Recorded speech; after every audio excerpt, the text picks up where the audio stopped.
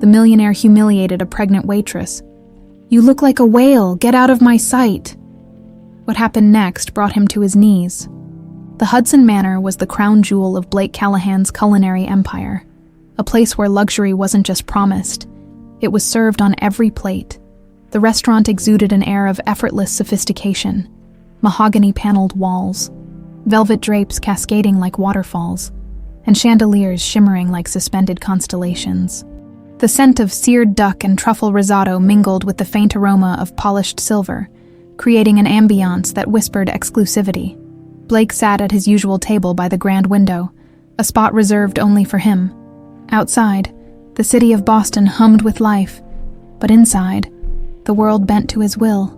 He adjusted the cufflinks on his tailored navy suit, handcrafted in Milan, and took a sip of his Château Margaux, 1996. The wine was exquisite, yet his lips twitched in disappointment. Excellence had long since lost its thrill. Across the room, a waiter tripped slightly while delivering a lobster bisque to a table of socialites. Blake shook his head with disdain. "Amateurs," he muttered. To Blake Callahan, the world was divided into two categories, winners and losers, and he was certain of his place at the summit. His empire of luxury restaurants stretched across the country, with each establishment meticulously curated to attract the wealthy and influential. Success, he believed, was a matter of dominance. If you weren't crushing someone beneath your feet, you were the one being crushed. People admired his sharp instincts and ruthless efficiency, though few dared to get close. Not that it mattered to him. In his mind, warmth and kindness were the vices of the weak. As he swirled the wine in his glass, a waitress approached with a water pitcher balanced carefully on a tray. Her uniform, though spotless, struggled to accommodate the pronounced curve of her pregnant belly. Her name tag read, Naomi. Her steps were deliberate, her lips pressed into a thin line as if she feared one misstep might shatter the delicate atmosphere of the room. Blake's eyes narrowed. Why would they let someone like her work the front floor? He thought. A pregnant waitress in a high-end establishment. It's like putting a dented car in a showroom. Naomi reached his table and began pouring water into his glass. Her hands trembled slightly under the weight of the pitcher. Blake arched an eyebrow, irritation coiling in his chest. He could already sense the inevitable. As the water flowed, a droplet escaped the rim and splashed onto the tablecloth. The tiny sound seemed deafening in the hush of the restaurant. Then it happened. The pitcher slipped ever so slightly in Naomi's grip, and a thin stream of water splashed onto Blake's cuff. It was a small accident. Harmless, really. But to Blake, it was an unforgivable offense. He shot to his feet, the chair legs scraping loudly against the polished floor. "Are you kidding me?" His voice sliced through the soft murmur of conversation like a blade. Conversations halted mid-sentence. Silverware clinked against porcelain as diners turned to witness the scene. Naomi froze, her face draining of color. I'm so sorry, sir," she stammered, placing the pitcher back on the tray with shaky hands. Blake extended his arm and examined the cuff of his $800 shirt, as if it had been contaminated with acid. "Sorry," he laughed bitterly. "Do you even understand where you are? This isn't some greasy diner on the corner. This is the Hudson Manor, my restaurant, and you just ruined the experience with your clumsiness." Her eyes glistened with unshed tears. She lowered her gaze, her hands instinctively cradling her swollen belly. Blake's lips curled into a sneer. "Look at you," he said, voice dripping with disdain. "A pregnant whale who can't even pour water properly. Do you have any idea how much this suit costs? Probably more than you'll make in your entire pathetic career." A collective gasp swept across the room. An older woman at a nearby table shook her head in disgust. The maitre d', pale and rigid, shifted uncomfortably by the bar but dared not intervene. Naomi bit her lower lip.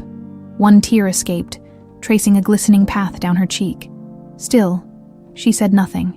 She'd learned long ago that pride didn't pay bills. "Get out of my sight," Blake barked, "before you make me lose my appetite."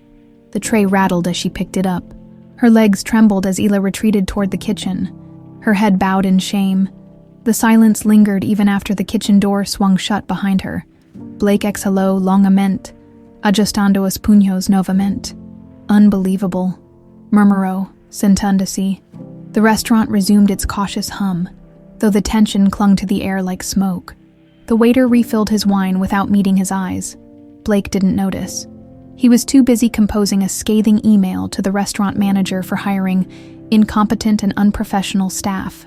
Later that night, Blake left the Hudson Manor, stepping into the cool night air without a backward glance. His car, a sleek black Mercedes, glided away from the curb as the city lights reflected off its polished surface. For him, the incident was already forgotten. What he didn't know, what he would only discover much later, was that Naomi Fletcher collapsed behind the kitchen door less than an hour after his outburst. Her co-workers rushed to her side as she clutched her stomach, gasping in pain. An ambulance arrived within minutes, sirens screaming against the night as paramedics loaded her onto a stretcher. She whispered through labored breaths, "My baby. Please save my baby." The ambulance door slammed shut, and the vehicle sped toward Boston General Hospital, its red lights painting the street in streaks of crimson. Meanwhile, Blake Callahan slept soundly in his penthouse, oblivious to the nightmare he had set in motion. But fate, as it always does, was already tightening its grip around his perfect, untouchable world. The sterile hum of fluorescent lights filled the hospital corridor. Nurses moved briskly through the halls, their footsteps tapping against the cold tile floor.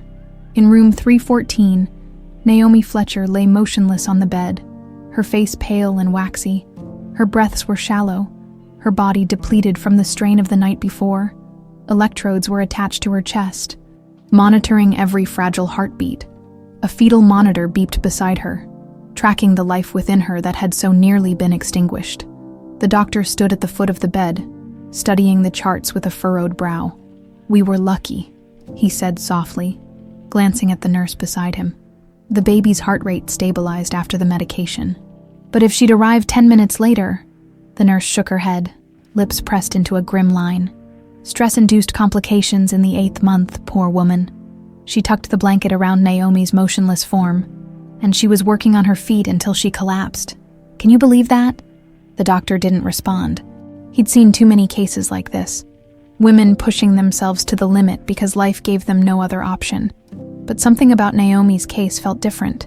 Maybe it was the deep frown etched into her forehead even in unconsciousness, as if she were still bracing for an unseen blow. Meanwhile, across the city, Blake Callahan was already halfway through his morning routine. He sat at the marble island in his penthouse, scrolling through his tablet as his assistant, Sarah, went through his schedule. Board meeting at 10, call with the New York investors at noon, and a site visit at the new waterfront location at 3, Sarah recited. She hesitated before adding, And, there was a call from Boston General Hospital. Blake barely looked up. A hospital, why? They mentioned Naomi Fletcher, the waitress from the Hudson Manor. Sarah shifted uncomfortably. Apparently, she collapsed last night after her shift. She's in critical condition. Blake paused, his eyes narrowing. Why would they call me? Well, they said her emergency contact was unavailable, and for some reason, your name was listed as the next person to notify. Blake's brows knit together. That doesn't make sense. I don't know the woman. That's what I thought too, Sarah admitted. But the doctor said we should inform you. It sounded urgent. Blake exhaled through his nose and set his tablet down. Fine. Get the car. The Mercedes cut through morning traffic, weaving between taxis and delivery vans as the driver headed toward the hospital. Blake stared out the window, irritation simmering just beneath the surface.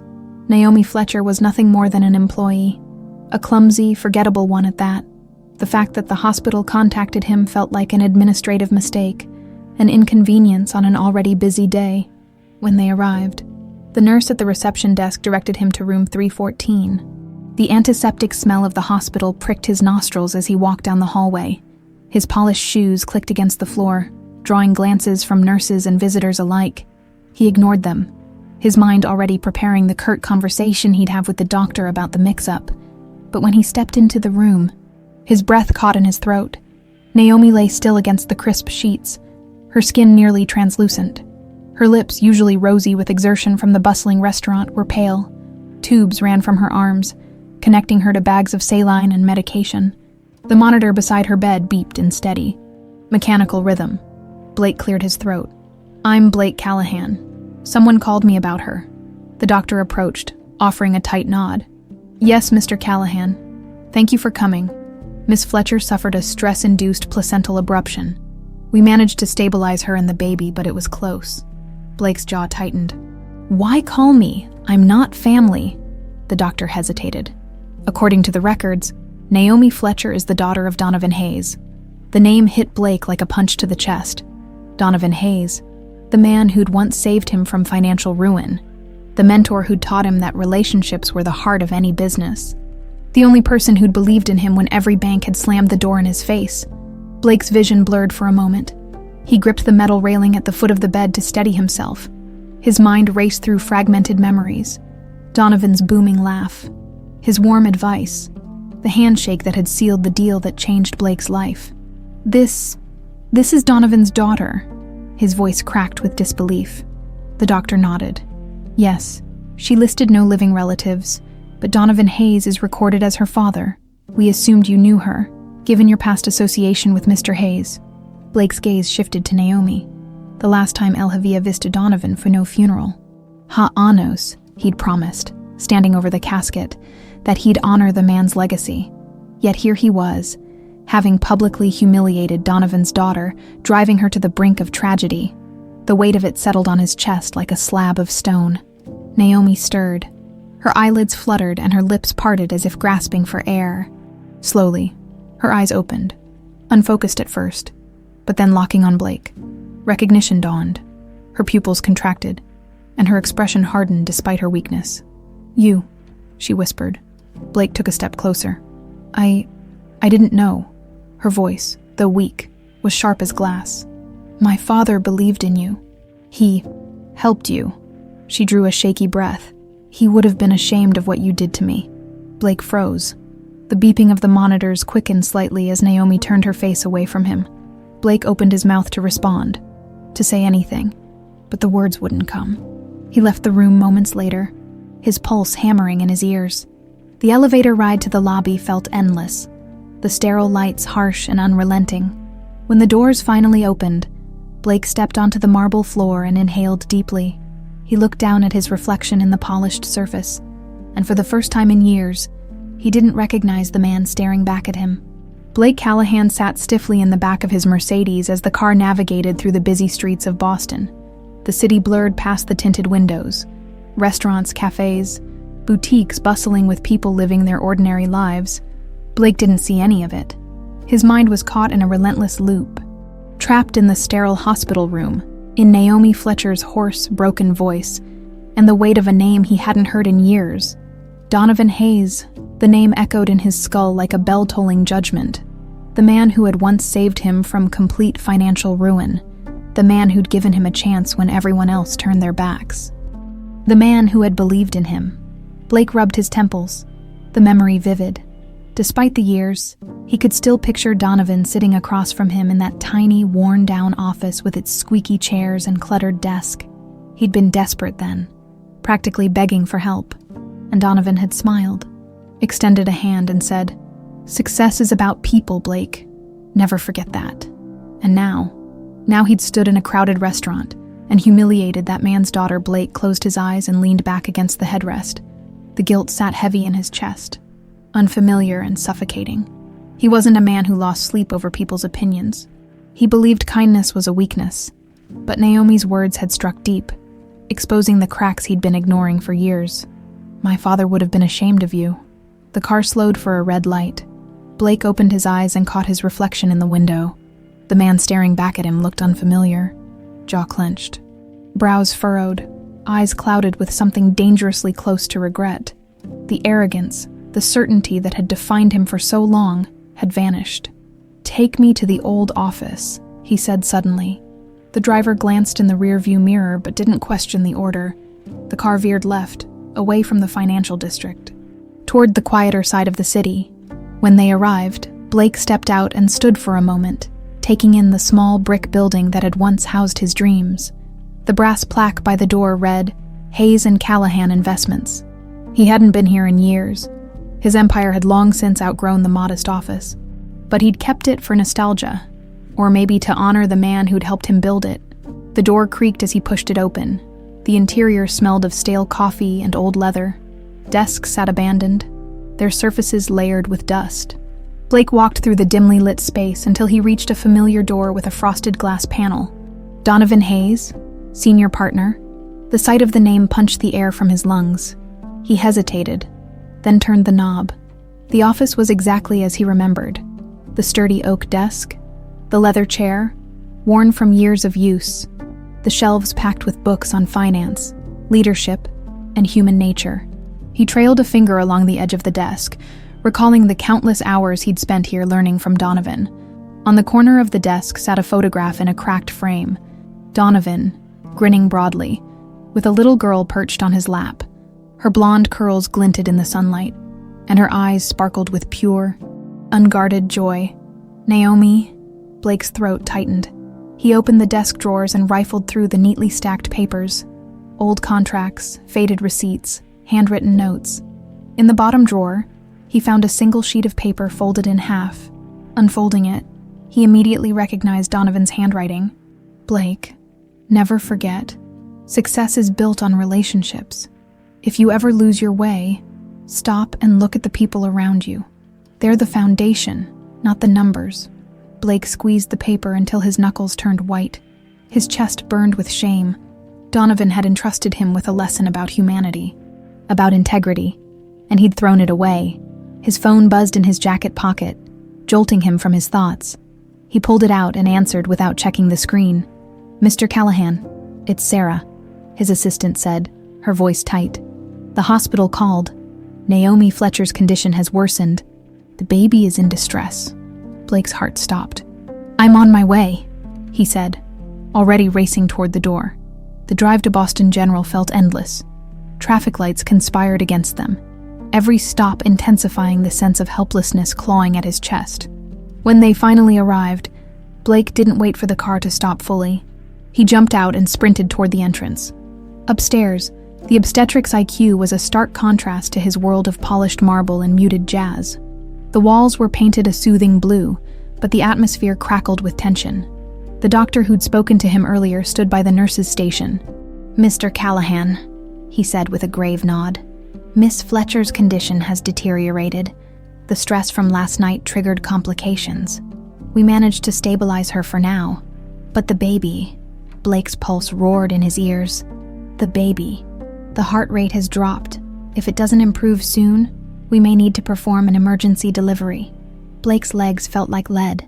He rubbed his hands down his face and forced himself to stay calm. "Can I see her?" The doctor hesitated. "She's conscious but exhausted. Be gentle." Blake stepped into the room. Naomi lay against the pillows, her skin even paler than before. Her hair clung to her forehead, and the monitor beside her bed beeped in a distressingly irregular rhythm. When her eyes opened and met his, they hardened instantly. "What are you doing here?" Her voice was barely above a whisper. "I heard what happened," Blake said, taking a cautious step closer. "I came to see if you needed anything." She let out a humorless laugh that dissolved into a wince. "Yeah, because you care so much about your employees, right? Or are you here to clean up your public image?" Blake felt the sting of her words but didn't retreat. "I know you don't believe me and I don't blame you. I acted like a monster that night. I wish I could take it back, but I can't." Her gaze shifted toward the fetal monitor. "If my baby dies..." "He won't," Blake said, gripping the metal railing at the foot of the bed. "I promise you, I'll make sure the doctors do everything possible to save him." Naomi closed her eyes. The effort of speaking had drained her. Blake lingered a moment longer, then turned toward the door. The doctor met him in the hall. "Her blood pressure's climbing again," the doctor said, voice tight. "The stress is dangerous." Blake stared at the linoleum floor for a long moment. "Do whatever it takes to save that baby," he said. The doctor nodded and hurried away. Blake leaned against the wall, his heart racing. Outside, the city moved on as if nothing had happened. But here, in this sterile corridor, everything was hanging by a thread, and for the first time in years, Blake Callahan realized there was something he couldn't control, and it terrified him. Blake Callahan stood outside the hospital, the cold air biting through his coat. His hands were shoved deep into his pockets, but no amount of warmth could ease the icy weight in his chest. The events of the past 24 hours swirled in his mind, disjointed and relentless. The image of Naomi, pale and exhausted in that hospital bed, haunted him. Her words echoed like a relentless mantra. "My father would have been ashamed of you." He closed his eyes and inhaled deeply, the sharp scent of antiseptic still clinging to his nostrils. Donovan Hayes, the man who'd been more of a father to him than his own, had trusted him. Donovan had believed that Blake could build something remarkable, not just through profit, but through people. And Blake had repaid that belief by humiliating the man's daughter in front of a crowded restaurant. He rubbed his face with both hands, trying to shake off the crushing sense of guilt. Guilt wasn't a familiar feeling. For years, he'd dismissed it as an emotion for the weak. He was a businessman, after all. Decisions were made with logic, not sentiment. People were assets or liabilities. Efficiency ruled everything. But as he stood there in the hospital parking lot, those beliefs felt like dry, brittle leaves disintegrating in his grasp. His phone buzzed in his coat pocket. He pulled it out, expecting another business call, another problem to solve with detached precision. Instead, it was Sarah. "Mr. Callahan," she said, voice cautious. "The media got wind of what happened last night. There are already articles circulating about you humiliating a pregnant waitress who ended up in critical condition. It's spreading fast." Blake's stomach twisted. What kind of coverage? "Brutal," she admitted. The headline on one site says, "Millionaire mogul mocks pregnant waitress. She collapses hours later." It's gaining traction on social media. People are calling for a boycott of all your restaurants. PR is working on a statement. Blake clenched his jaw. "No statement, not yet. Sir, we need to get ahead of this." "No," he said firmly. "I'll handle it." He ended the call and stared up at the hospital building. From here, room 314 was just a faintly lit square of glass against the darkening sky. Inside that room lay a woman he'd hurt, a woman who carried a baby fighting for its life because of the stress he had caused. And she was also Donovan's daughter, a living, breathing reminder of the debt he owed. Blake turned and headed for his car. The next morning, he arrived at his corporate headquarters earlier than usual. The office tower loomed against the dawn, its windows reflecting the city like cold, unfeeling mirrors. Blake strode through the lobby, ignoring the curious glances from employees who'd undoubtedly seen the headlines. In his corner office, he sat at his desk and opened a drawer. Beneath the neatly arranged pens and papers lay an old, leather-bound journal. Donovan had given it to him when they first became business partners. The first page held a handwritten inscription. "Business is about people, Blake. Never forget that. The day you do, you'll lose more than money. You'll lose yourself." Blake ran his fingers over the inked words. He had spent years dismissing that advice as naive idealism. And yet, here he was, drowning in the consequences of his neglect. The intercom buzzed. "Mr. Callahan," Sarah's voice came through. Subdued. "Naomi Fletcher is online too. Should I put her through?" Blake's head snapped up. Naomi was calling him. "Yes, put her through." There was a brief crackle before Naomi's voice came through, weak but steady. "Mr. Callahan." "Naomi," Blake said, gripping the phone tightly. "How are you?" "How's the baby?" "Still fighting," she answered, her voice flat. "The doctors say the next few days are critical." Blake exhaled slowly. I'm so sorry. I know that doesn't fix anything, but I need you to know that." Silence stretched on the line. "Sorry doesn't change what happened," she said eventually. "Sorry doesn't erase the fear I felt when I collapsed, or the guilt I feel every time I hear that heart monitor speeding up when I get anxious. My baby is suffering because you couldn't control your temper." Blake swallowed the lump in his throat. "You're right. Nothing I say can undo that, but I want to try to make things right. For you, for your child, for Donovan." The mention of her father seemed to catch her off guard. When she spoke again, her voice wavered. "How dare you bring him into this? My father would have never humiliated someone the way you humiliated me." "I know," Blake said softly. "I've let him down, and I've let you down. But I haven't forgotten what he taught me. I just buried it under greed and arrogance. I'm trying to find my way back to the man your father believed I could be."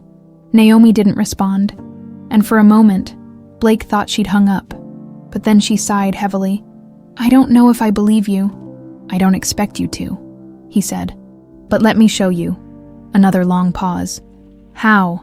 Blake rubbed his temple, considering his next words carefully.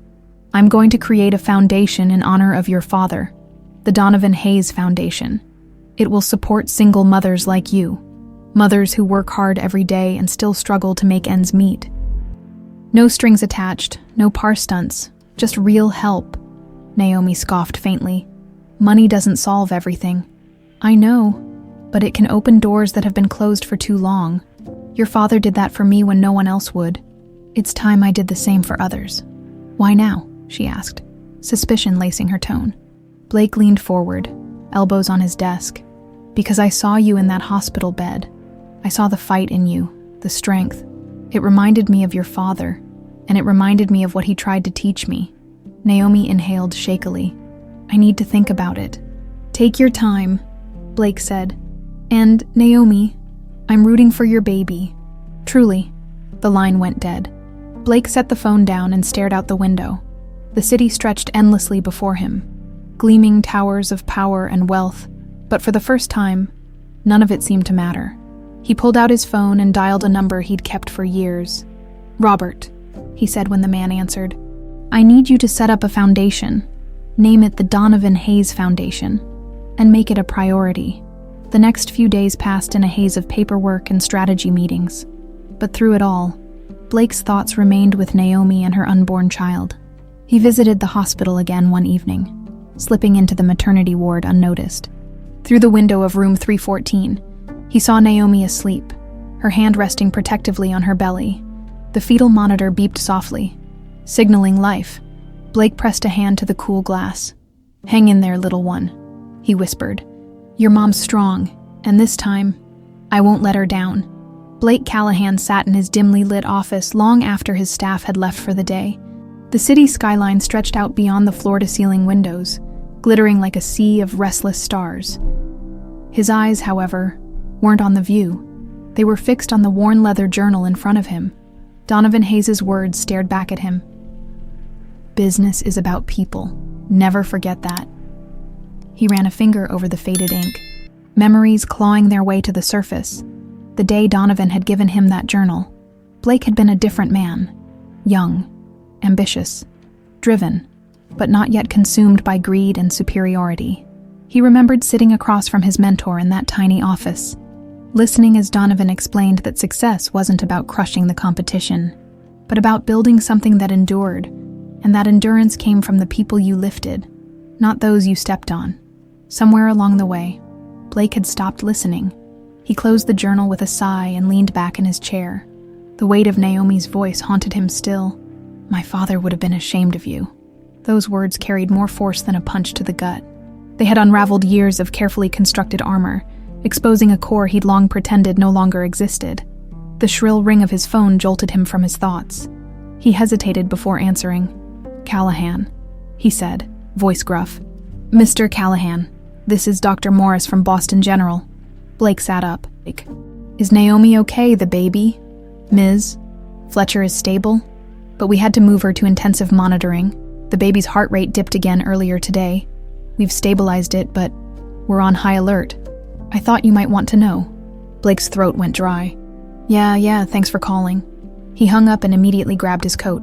The hospital was quieter at night, the usual daytime hustle replaced by muted conversations and the rhythmic beeping of monitors. When he reached Naomi's room, he stood at the window, peering in. She was awake, sitting propped against the pillows. Her face was pale, eyes shadowed with exhaustion. Her hand rested protectively on her belly, as if sheer willpower alone could shield her child from harm. He knocked lightly on the doorframe and stepped in. Naomi's eyes narrowed when she saw him. Why are you here? Her voice was thin but sharp. Blake hesitated. I heard things got worse. I wanted to check on you. She let out a bitter laugh. Why, guilt still gnawing at you? Or are you hoping for a good PR moment? He winced, but didn't back away. I don't blame you for hating me. I hate me too right now. Her expression shifted, a flicker of surprise quickly masked by cold indifference. Yeah, well, hate won't save my baby. Blake moved closer, stopping at the edge of the bed. I know, and I know that money can't undo what I did. but I also know I can help. Not just with this foundation I'm starting, but with you, with whatever you need. Naomi's fingers curled around the edge of the blanket. I don't need your charity. It's not charity, Blake said softly. It's repentance. I owe it to your father. To you. Naomi's jaw tightened. My father trusted you. He believed you were different, but you're just like all the others. Arrogant, cruel, pretending to care when it benefits you. Blake dropped his gaze. You're right. I became that man, but I don't want to be him anymore. Silence stretched between them. Thick with unspoken pain, the monitor beside the bed emitted a sharp, irregular beep. Naomi tensed, breathing faster as panic flickered in her eyes. Blake instinctively reached for her hand. Hey, he said softly. Breathe. Slow. In through your nose. Out through your mouth. Her chest heaved as she tried to follow his instructions. Blake kept his grip firm but gentle, grounding her. That's it, he whispered. You're strong. You've got this. After a few agonizing minutes, the monitor stabilized, and Naomi sagged against the pillows. That happens more often now, she said, voice trembling. The doctors say it's the stress. Blake's heart clenched. Then I'm the last person who should be here, he said, releasing her hand and stepping back. Probably, she agreed, though the hostility in her voice softened just a fraction. But you helped me calm down, so thanks, I guess. Blake nodded and turned toward the door. Wait, she called out as he reached the threshold. He stopped and faced her. The foundation, she said, hesitant. You're really doing it? Yes, Blake answered. The paperwork's already in motion. It'll focus on helping single mothers with childcare, housing, education, no press releases, no big announcements, just help. Naomi chewed her lip. Why single mothers? Because of you, he said simply. Because when I saw you that night, working while pregnant, I realized how hard it must be for women in your position, and I know your father would have done something about it. She looked down, her thumb brushing absent-mindedly across her belly. The silence stretched again, but this time it felt less hostile. Blake didn't wait for her response. He gave a small nod and left the room, the quiet beep, beep, beep of the fetal monitor trailing behind him. Outside, he leaned against the corridor wall and exhaled shakily. He'd faced hostile boardrooms, aggressive investors, and cutthroat competitors, but standing in that room with Naomi Fletcher had been more challenging than any deal he'd ever closed. As he walked toward the exit, his phone buzzed. It was Sarah. Sir, we've received over 1,000 emails since this morning. People are outraged. Some customers say they'll never eat at our restaurants again. Reporters are camped outside the flagship location. It's bad. Let them be outraged, Blake said, stepping out into the cold night air. I'm done running from this. But the PR team, tell them not to issue any statements yet, he interrupted. And find me a meeting with the best social worker in Boston, someone who actually understands what single mothers go through. Sarah hesitated. Understood, sir. Blake ended the call and slipped the phone into his coat pocket. He stared up at the hospital windows. For years, he'd lived by one rule: dominate or be dominated. Now, the only thing dominating him was the fear of letting down the only people who still mattered.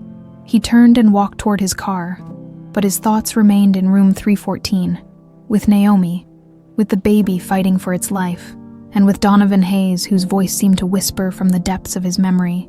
Never forget, it's the people who matter. The sun was just beginning to rise when Blake Callahan arrived at the office. The morning sky was painted in muted shades of pink and gray, a soft contrast to the sharp, sterile glow of the city's skyscrapers. He stepped out of the car and into the brisk air, the weight of his sleepless night still clinging to his shoulders. His mind had been running in endless loops. Naomi's exhausted eyes, the fetal monitor's frantic beeps, the ghost of Donovan's voice whispering about the importance of people. Inside, the lobby was nearly empty except for a janitor pushing a mop across the marble floor. The man nodded politely, and Blake, for the first time in years, returned the gesture. It felt oddly unfamiliar to acknowledge someone who wasn't a board member or client. The elevator doors slid open, and he stepped inside, pressing the button for the top floor. When the doors opened again, Sarah was already at her desk. Her face pinched with tension. She held a tablet in one hand and a disposable coffee cup in the other. "Morning, sir," she greeted, voice cautious. "We've had over 3,000 more emails since last night. The media's digging into your past now. They found footage of the restaurant incident. It's everywhere." Blake sighed and rubbed his temples. "Of course they did.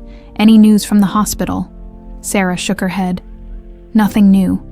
The doctors said they'd call if there was any change." Blake's heart gave a painful lurch.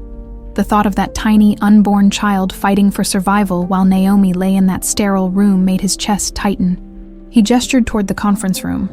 "Come on, we've got work to do." Inside the glass-walled room, he spread several documents across the polished table. At the center was the charter for the Donovan Hayes Foundation. Blake sat down and tapped the papers. "We move forward with this. No delays. I want our first community program up and running within the month." Sarah adjusted her glasses. "That's ambitious, sir. We haven't even finalized the board members." "Then finalize it," Blake said. "Start with people who understand struggle. Single mothers, teachers, nurses. I don't want a board full of corporate sharks." He hesitated. "And put Naomi Fletcher's name on the list." Sarah's eyebrows shot up. "Naomi Fletcher? The woman from the restaurant?" "Yes," Blake said firmly. "She's the reason we're doing this, and she deserves a seat at the table." Sarah scribbled on her notepad, but said nothing more. By midday, the foundation's paperwork was submitted, and Blake was en route to the hospital. The sterile scent of antiseptic hit him the moment he entered the IQ floor. Nurses passed by in quiet efficiency, their expressions professional and distant. Blake made his way to room 314, pausing at the doorway. Naomi was awake, staring out the window. Her hand rested on her belly, fingers tracing slow, nervous circles.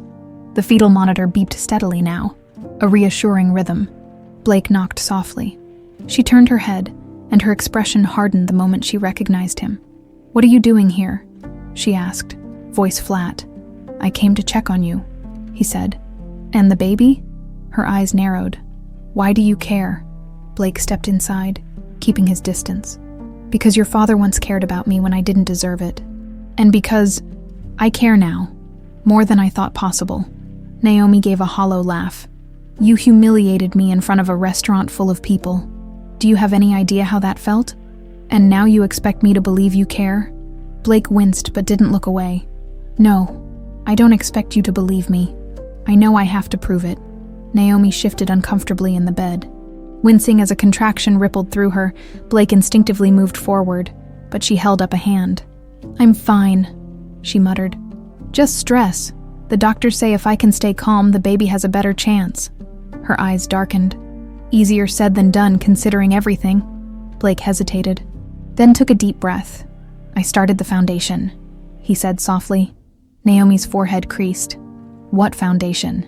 "The Donovan Hayes Foundation," he answered. "Dedicated to helping single mothers, childcare assistance, job training, housing support, all in your father's name." Her lips parted slightly, surprise flickering in her eyes before skepticism returned. "Why?" "Because it's what he would have done," Blake said. "And because I needed to remember who he taught me to be." Naomi shook her head slowly. "You think money fixes everything?" "No," Blake said, his voice low but steady. "I think action does. I don't expect you to forgive me. I wouldn't either if I were you. But your father gave me a second chance when I was at rock bottom. I want to honor that by helping others." Naomi remained silent, her gaze drifting to the window again. The sky was overcast now, thick clouds smothering the afternoon sun. Blake turned to leave, feeling the conversation had hit a dead end. "Wait," she said suddenly. He stopped, looking over his shoulder. "You're really doing this?" she asked. "The foundation, for real?" "Yes," Blake said. "And I want you to be on the board. I want your voice to guide the decisions we make. You know better than anyone what it's like to be in that position." Naomi blinked, clearly thrown off balance. "Me, on the board? I'm just a waitress. I don't know anything about running a charity." Blake smiled faintly. "Neither did I when I started in business. Your father taught me, maybe. Maybe I can pass some of that along to you." Her expression softened. "Just a fraction." "I'll think about it," she whispered. "That's all I ask." Blake left the room, his heart pounding in a way it hadn't in years. He didn't know if Naomi would ever trust him, but for the first time, He felt like he was on the right path. The next morning, headlines flooded the internet. Millionaire Blake Callahan announces foundation for single mothers in honor of former mentor. The comments were mixed. Some praised the initiative. Others accused him of trying to buy redemption. Blake ignored them all. He knew the truth. This wasn't about redemption. It was about honoring a promise he'd made long ago. Late that afternoon, his phone buzzed with a text from an unknown number. He opened it. "I don't trust you yet, but I'm willing to see if you're serious. Naomi." Blake exhaled a breath he didn't realize he'd been holding. It was just a text, just a few words. But to him, it felt like the first crack of light breaking through a very long, very dark night. Blake Callahan sat at his desk, staring at the text message from Naomi Fletcher. The words seemed simple enough, but to him, they carried the weight of a lifetime. "I don't trust you yet, but I'm willing to see if you're serious." It was more than he'd expected after what he'd done. He wouldn't have blamed her if she'd sworn never to speak to him again, but she'd left a door cracked open, and Blake was determined to step through it with the caution of a man navigating a minefield. He couldn't erase the past, but maybe, just maybe, he could shape a better future. His phone buzzed again. This time, it was Sarah. "Mr. Callahan, reporters have started camping outside the hospital. They've gotten wind of the connection between you and Naomi Fletcher." Blake clenched his jaw. "Are they bothering her?" "Not directly, but they're relentless. She's been under enough stress already, this isn't helping." "I'll handle it," Blake said. Standing and grabbing his coat, the drive to Boston General was tense. Outside the hospital, a cluster of journalists huddled near the entrance. Their cameras clicked the moment Blake stepped out of his car. "Mr. Callahan, is it true you humiliated a pregnant employee? Are you just starting this foundation to fix your reputation? What's your relationship with Naomi Fletcher?" Blake kept walking, ignoring the barrage of questions. Inside, the receptionist recognized him immediately and pointed toward the maternity IQ. As he approached room 314, he saw Naomi through the window. She was sitting up, scrolling through her phone with a furrowed brow. The soft glow of the monitor beside her cast an eerie light across her tired face. He knocked gently and stepped inside. Naomi looked up, her expression wary. "Did you send them?" she asked. "The reporters—" "No," Blake said, pulling a chair closer but stopping just short of sitting. "But I'll get rid of them. I promise." Naomi's lips pressed into a thin line.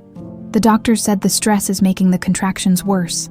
I'm trying to stay calm, but every time my phone pings with a new headline." She tossed the phone onto the blanket. "It's like I'm part of some sick soap opera now." Blake rubbed the back of his neck. "I'll call in some favors. Make them back off." "And then what?"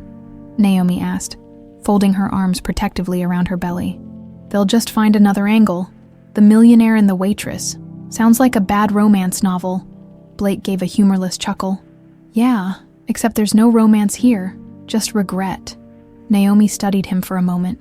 "Why did you become like this? So cold?" Blake shifted in his chair, caught off guard by the bluntness of the question. "I guess success does that to some people. I started out hungry, wanting to prove myself, and when you're climbing, you focus on the next step, the next win. Eventually, I stopped seeing the people holding the ladder steady. Like my father," Naomi said softly. "Yeah," Blake admitted, voice thick. "Like Donovan, he gave me a chance when no one else would, and I forgot what that meant." Silence stretched between them, filled only by the steady beep of the monitor. Naomi's hand absent-mindedly rubbed her stomach.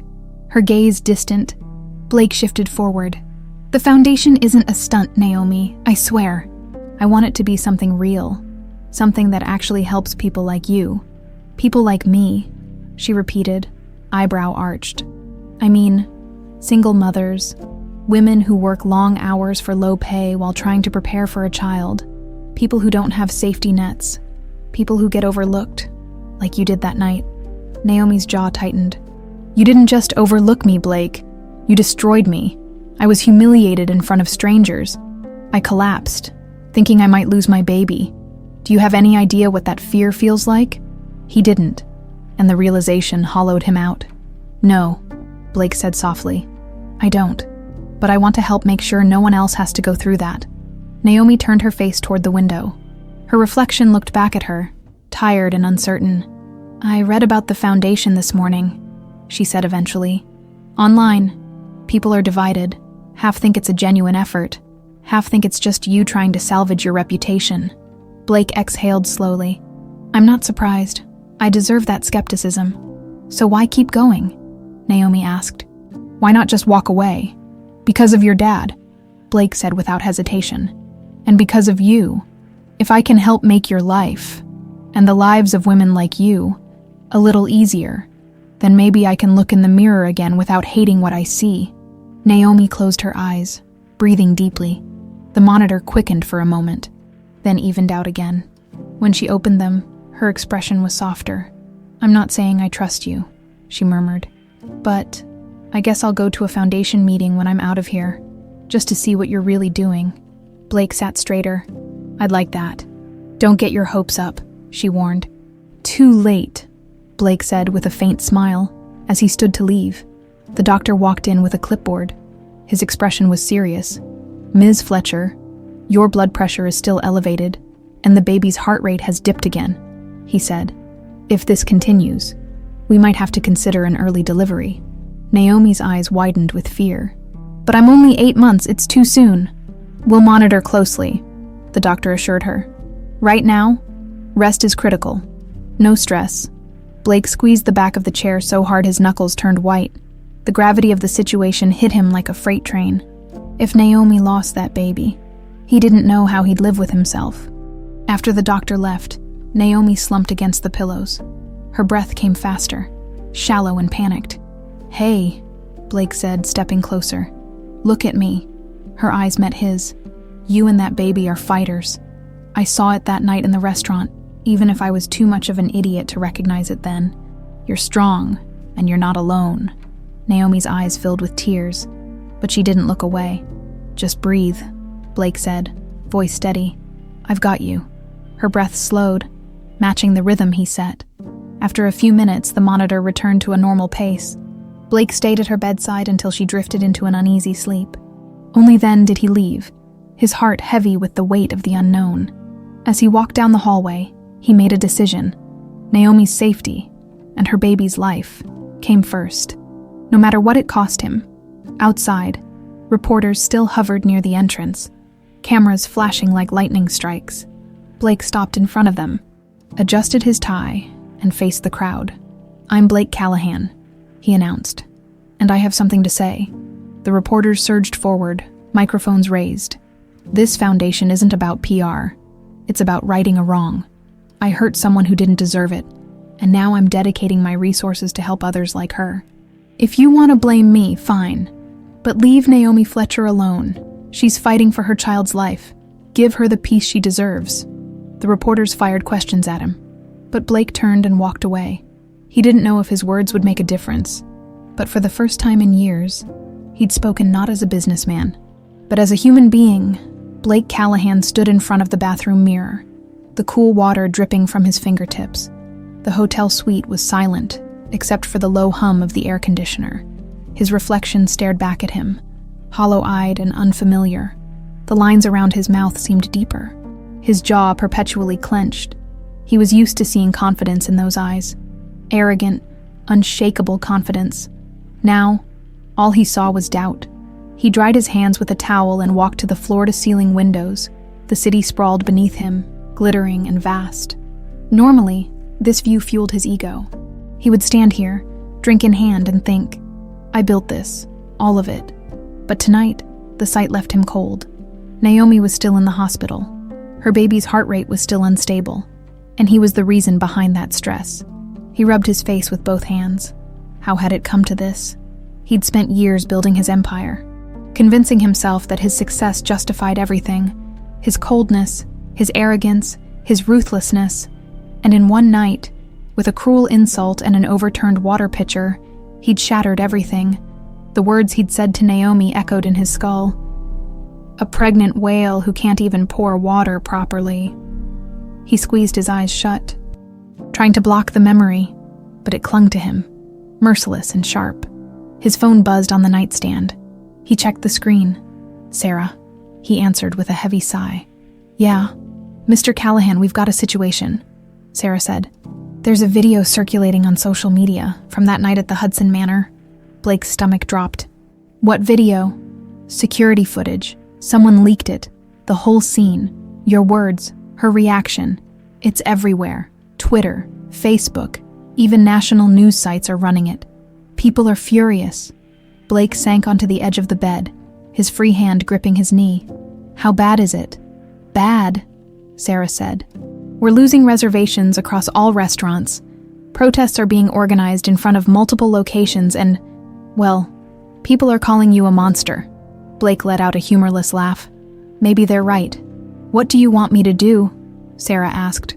Nothing, Blake said after a moment. Let them be angry. They have every right to be. He hung up and tossed the phone aside. The room seemed to shrink around him. The anger, the judgment, the public outrage. It was all justified. For years, he'd prided himself on his lack of concern for public opinion. Now, he realized that what he'd dismissed as noise was, in reality, the collective voice of people who saw what he had refused to see, that he'd become a man his mentor would have despised. The next morning, Blake drove straight to the hospital. The protests had spread here too. Outside the main entrance, a crowd had gathered with signs bearing slogans like, "Justice for Naomi," and "Stop supporting bullies." He parked in a side lot and took the back elevator to the ICU floor.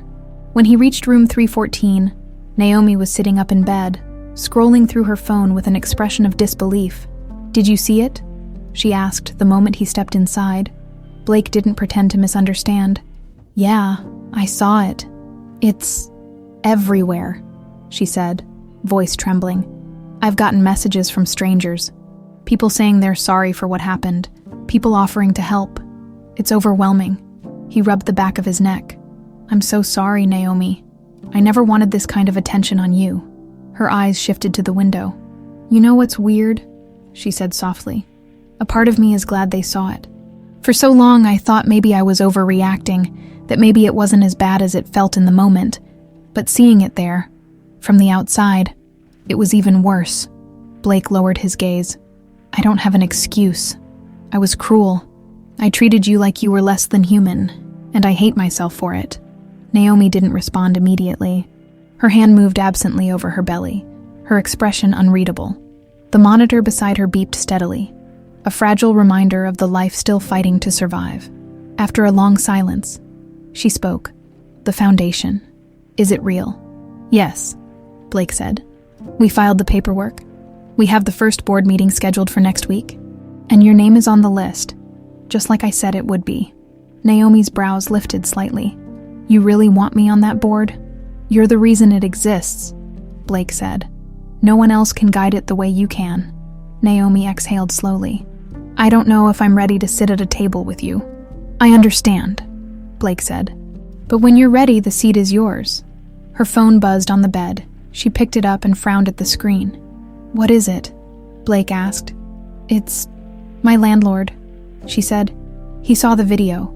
He says he doesn't want the attention that comes with me living in his building. He's giving me 30 days to leave." Blake's jaw tightened. "That's illegal." "Yeah, well, try convincing him of that," Naomi muttered. "I can get you a place," Blake said immediately. She shot him a sharp glare. "No. Naomi, you're 8 months pregnant. You don't need this kind of stress right now." "I don't want your money," she snapped. "It's not charity," Blake said. "It's what your father would have done for me if I'd needed it. Let me do this for you." Naomi closed her eyes, taking deep breaths to calm herself. The monitor beeped erratically for a moment, then settled again. "Fine," she said finally. "But just for the baby, not for me." "Understood," Blake said softly. That night, he arranged for an apartment in a quiet, secure building. No media, no prying neighbors. He sent Naomi the address along with a message. "The lease is in the foundation's name. No ties to me, just a safe place for you and the baby." The next morning, Sarah entered his office with a tablet in hand. "You need to see this," she said, placing it on his desk. Blake tapped the screen. A news website displayed an image of Naomi in the hospital, along with the headline, "From Humiliation to Hope, the pregnant waitress who brought down a millionaire." Blake felt a strange mixture of pride and shame. Naomi didn't want the spotlight. but her story had ignited a conversation about the mistreatment of service workers, and if that conversation came at his expense, so be it. His phone buzzed again. Another message from Naomi. The baby's heart rate dropped again. Doctors are preparing for an emergency delivery. Blake's heart stopped. Without a word, he grabbed his coat and ran for the elevator. Blake Callahan burst through the hospital entrance, his heart hammering in his chest. The cold, sterile air hit him like a wall, but he didn't slow down. His polished shoes slapped against the linoleum floor as he raced toward the maternity IQ.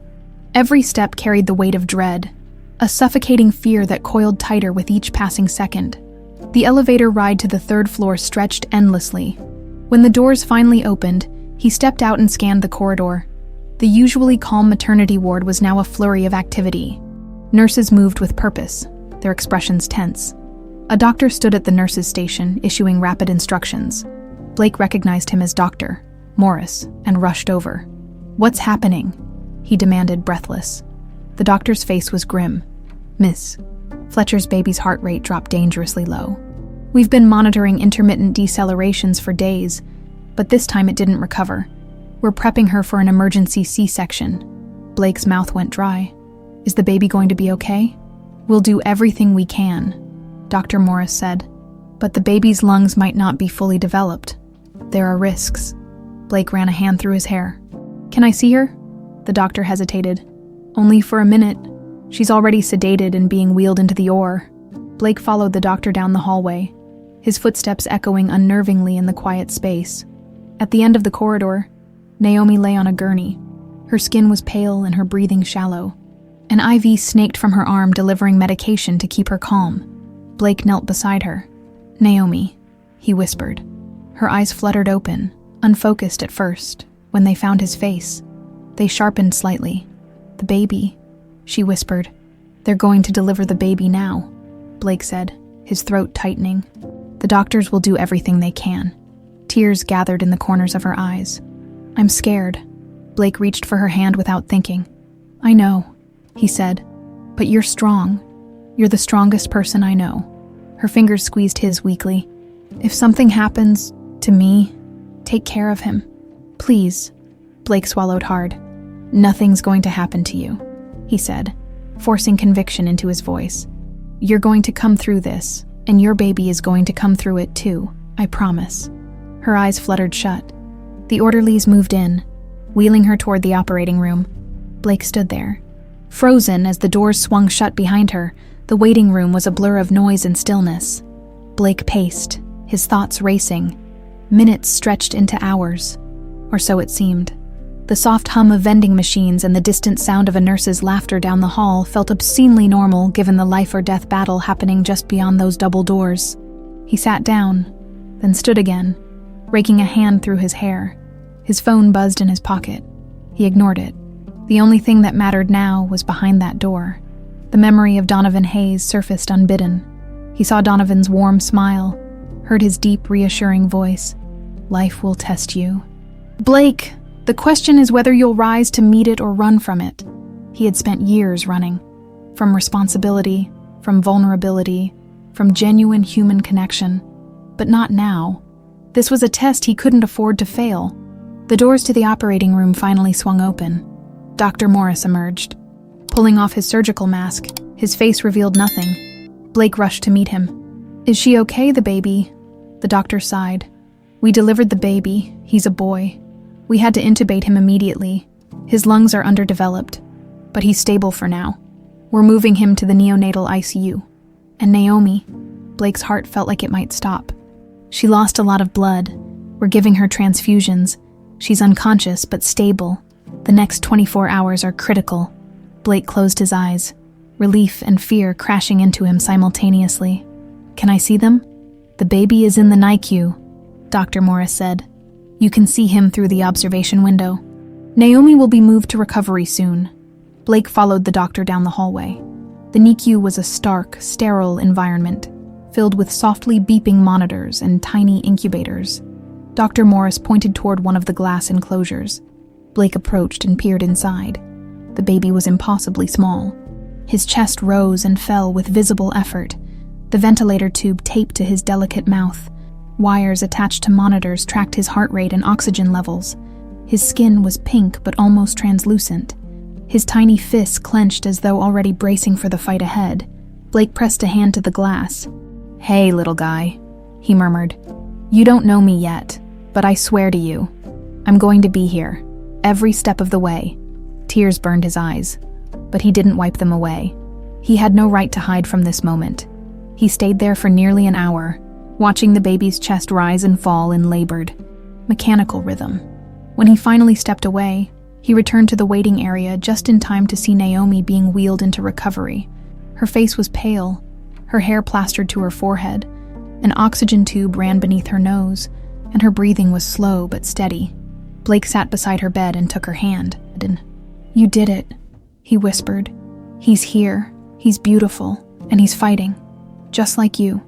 The hours crawled by. Nurses came and went. Machines beeped steadily. Blake didn't move from her side. Around dawn, Naomi stirred, her eyelids fluttered, and she turned her head slightly toward him. "Blake?" Her voice was rough and barely audible. "I'm here," he said, leaning forward. "The baby. He's okay," Blake said. "He's tiny and he needs some help breathing, but he's fighting, just like his mom." Tears leaked from the corners of her eyes. "I need to see him." "You will," Blake promised. "As soon as you're strong enough." Naomi squeezed his hand. "Thank you for staying." "I'm not going anywhere," Blake said softly. As the first light of morning spilled through the hospital windows, he realized that for the first time in years, he wasn't thinking about spreadsheets or profits or public perception. He was thinking about a tiny boy in an incubator, about a woman who'd stood up to him with more courage than anyone he'd ever met, and about the promise he'd made to himself, to be better, not just for them, but for the memory of the man who'd taught him that real success came from the heart. Blake Callahan sat beside Naomi's hospital bed, his elbows resting on his knees, his hands clasped tightly together.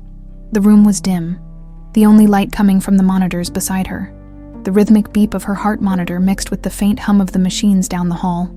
Outside, the city stirred to life, but here, time had slowed to a crawl. Naomi was still asleep.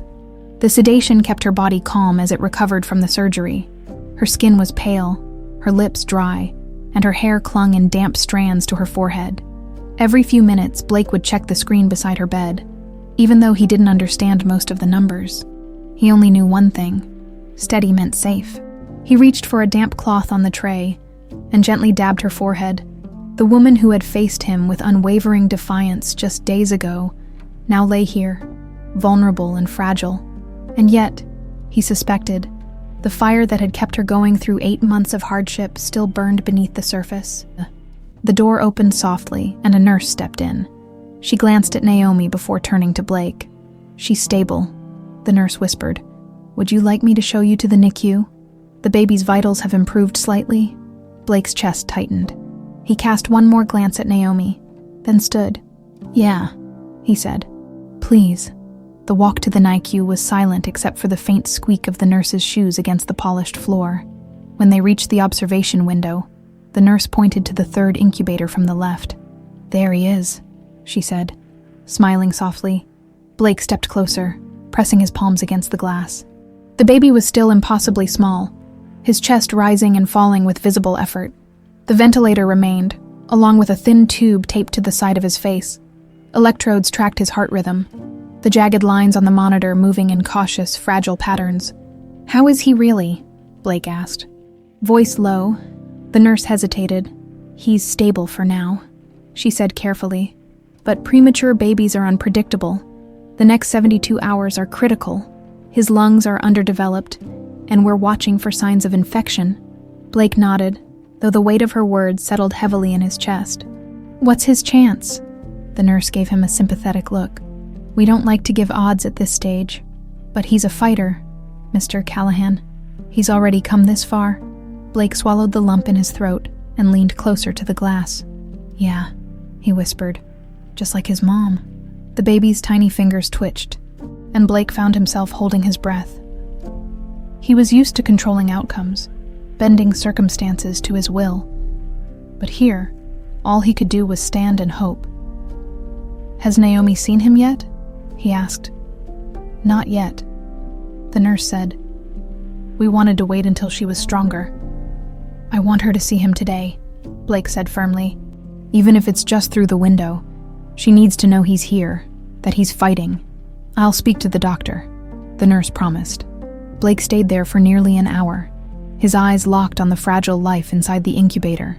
He'd spent years chasing numbers and acquisitions, measuring success by profit margins and market share. Now, standing here, he realized what true value was.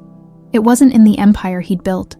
It was here, in this tiny human struggling to breathe, and in the woman who had endured so much to bring him into the world. Eventually, he forced himself to leave. He made his way back to Naomi's room and sank into the chair beside her bed. The hours blurred. Nurses came and went. He answered emails without really reading them, dismissing frantic messages from his PR team. The media firestorm swirling outside these walls no longer mattered. His focus was here. In the late afternoon, Naomi stirred. Her eyelids fluttered, then opened fully. Her gaze moved around the room, disoriented at first, before landing on Blake. Hey, he said softly, leaning forward. You're awake. She blinked, trying to wet her cracked lips. Blake grabbed a cup of ice chips from the tray and held the spoon to her mouth. She accepted the ice, swallowing with difficulty. The baby, she rasped. He's in the NICU, Blake said, breathing with some help, but he's fighting just like you. Tears filled her eyes instantly. Her hand moved toward her abdomen, hesitating when she felt the absence of the baby. I need to see him, she whispered. Blake stood. Wait here. He stepped into the hall and flagged down a nurse. Within minutes, a wheelchair was brought into the room. Blake helped Naomi sit up and guided her gently into the chair. She winced but didn't complain as they made their way toward the NICU. Naomi's breathing quickened. Blake knelt beside her. Slow breaths, he said. He's okay, and he's waiting for you. When they reached the window, Naomi froze, her eyes locked on the tiny figure in the incubator. Oh my God, she breathed. Her hands flew to her mouth, and a sob escaped her. He's so small. Blake placed a hand on her shoulder. But strong, he said. Just like his mom. Naomi pressed her fingers against the glass, tears streaming down her cheeks. Hi, baby, she whispered. I'm here. Mama's here. The baby didn't respond, but his heart monitor beeped steadily on. Blake glanced at the nurse. Can she go inside? Only for a minute, the nurse said. Naomi's wheelchair was carefully guided into the NICU. Blake followed, standing behind her, as the nurse opened a small porthole on the side of the incubator. Go ahead, the nurse encouraged. Naomi reached inside with trembling fingers. She touched the baby's tiny hand with infinite care. His fingers twitched again, as though trying to grasp hers. He's holding my hand, she gasped, voice cracking. Blake blinked back tears. Yeah, he said. He knows you're here. Naomi stayed there, whispering to the baby for as long as the nurse allowed. When they finally wheeled her back to her room, she was pale and exhausted, but smiling through her tears. Back in her room, she settled into the bed and looked at Blake. I don't know what the future holds, she said softly, but that baby, he's everything to me. I know, Blake said, and I swear to you, Naomi, I'll do everything I can to help you give him the life he deserves. She didn't respond, just turned her face to the window, but as Blake sat beside her, he felt something shift between them. Not trust, not yet, but a flickering hope. Blake Callahan sat in the hospital cafeteria with a cup of untouched coffee in front of him. The plastic chair beneath him creaked whenever he shifted his weight, and the hum of the vending machines filled the silence. The air smelled of disinfectant and burnt coffee, a combination he'd come to associate with the sharp edge of fear. He'd been here for hours, but time had become a blur since Naomi's emergency delivery. His mind drifted back to the sight of her hand cradling the baby's fragile fingers through the incubator window. The look on her face, raw, vulnerable, and fiercely protective, was etched into his memory. He'd never witnessed a love so immediate and unyielding. And now, as he sat here, separated from her and the baby by a few floors and sterile walls, the weight of that love pressed down on him with a force he'd never known. The phone in his pocket vibrated. He pulled it out and saw Sarah's name on the screen. He let it ring twice before answering. Yeah, sir. The protesters have moved to the flagship restaurant in downtown Boston. It's bad. People are throwing eggs at the windows. There are videos all over social media. Blake rubbed his eyes. Let them throw eggs. We'll clean it up later. PR is panicking. They're demanding a statement. Tell them to wait. But just do it. Sarah, Blake said, voice tight. He hung up and tossed the phone onto the table. For years, his company had been his entire world. Now it felt like a distant, irrelevant kingdom. A nurse passed by and Blake stood quickly. "Excuse me," he called after her. "Any update on Naomi Fletcher or her baby?" The nurse hesitated, then checked the tablet she carried. "Ms. Fletcher is still stable. The baby's oxygen levels improved slightly overnight, but his condition remains critical. Dr. Morris will give you more details soon." Blake nodded, whispering a thank you before sitting back down. He stared at the coffee cup for a long moment, then stood again and made his way to the neonatal IQ. The hallway leading to the NICU was unnaturally quiet. Outside the window of the third incubator from the left, he stopped and looked in. The baby was still so tiny, his chest rising and falling with visible strain. The ventilator kept him alive, each breath a testament to his stubborn will to survive. "You're stronger than me, little guy," Blake murmured. "I've had everything handed to me, and I still screwed it up. But you're fighting with everything you've got." A soft voice interrupted his thoughts. Talking to the glass won't help him breathe better, but it's a nice gesture. Blake turned. Dr. Morris stood beside him, arms crossed, eyes weary but kind. "How's he really doing?" Blake asked. The doctor exhaled slowly. "He's stable for now, which is more than we hoped for after the delivery. But these early days are crucial. We need his lungs to strengthen. If they don't, well, we have limited options." Blake's mouth went dry. "So, what do? We wait, we hope, and we minimize Naomi's stress as much as possible. She's been through more than enough already." Blake pressed a hand against the cool window. "I'll handle that part," he said softly. "Whatever it takes." Hours later, he found Naomi awake, propped against the pillows in her bed. She looked even more exhausted than before, but her eyes were alert when she saw him. "How's the baby?" she asked immediately. "Still fighting," Blake said as he sat beside her. "The doctors say his oxygen levels went up a little last night." Naomi sagged with relief. "Thank God." She shifted uncomfortably and winced. "Do you want me to call the nurse?" Blake asked. "No," she said. "I'm just sore and worried. I hate being stuck here while he's down there fighting on his own." Blake hesitated, then said, "I spent an hour by the window this morning." He moved his fingers a little. "I think he's trying to tell you he's okay." Naomi gave a shaky laugh. "That's what moms do, you know? We read meaning into every tiny twitch and hiccup. It's how we survive the fear." Blake leaned forward, elbows on his knees. "You're already an incredible mom," Naomi sobered. "I'm terrified, Blake. I'm terrified. What if he doesn't make it? What if I went through all this for nothing?" Blake reached out and covered her hand with his. "He's strong because you're strong.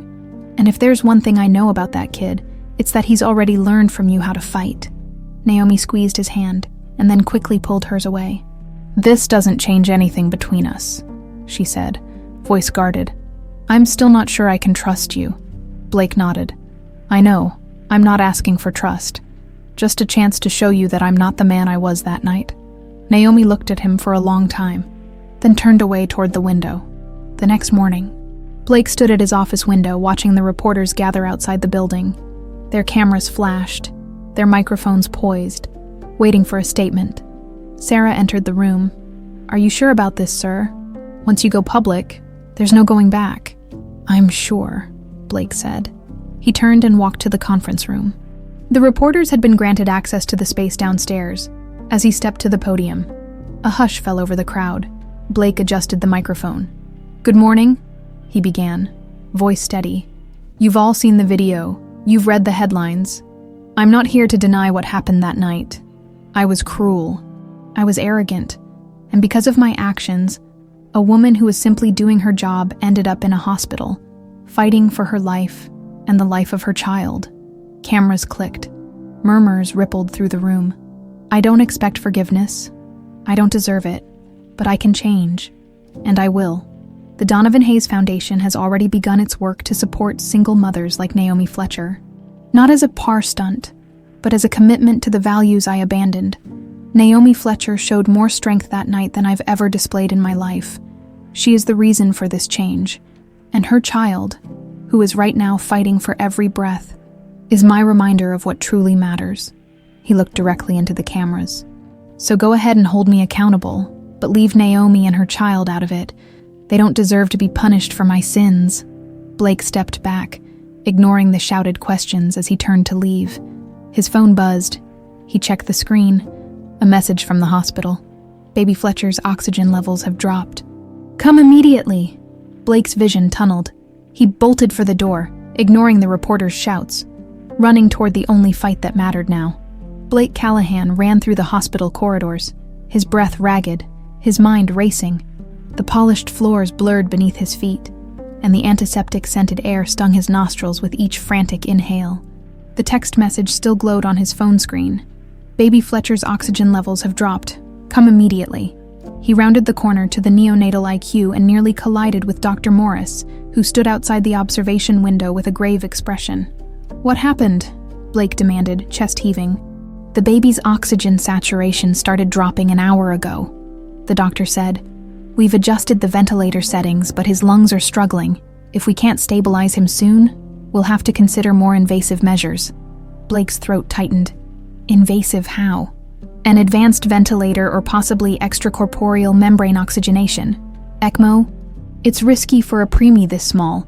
His body might not handle it. Blake's gaze shifted past the doctor to the tiny form in the incubator. The baby's chest heaved with visible effort, his small body consumed by the task of drawing each breath. The monitor beside the incubator displayed fluctuating oxygen levels, the numbers dipping precariously low before bouncing back with uncertainty. Does Naomi know? Blake asked. Not yet. We didn't want to alarm her until we had a clearer picture. I'll tell her, Blake said, voice low. Dr. Morris nodded.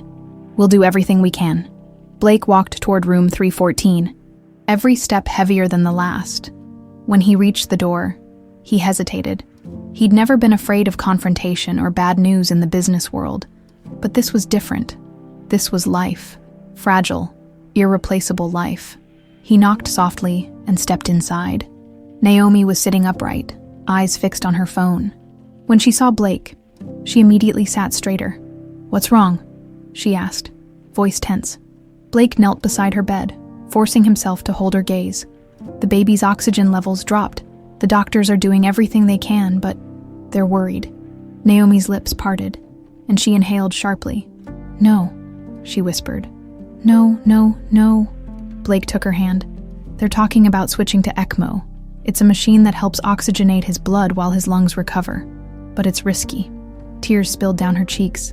He's so small. How can his body handle that? Blake squeezed her hand.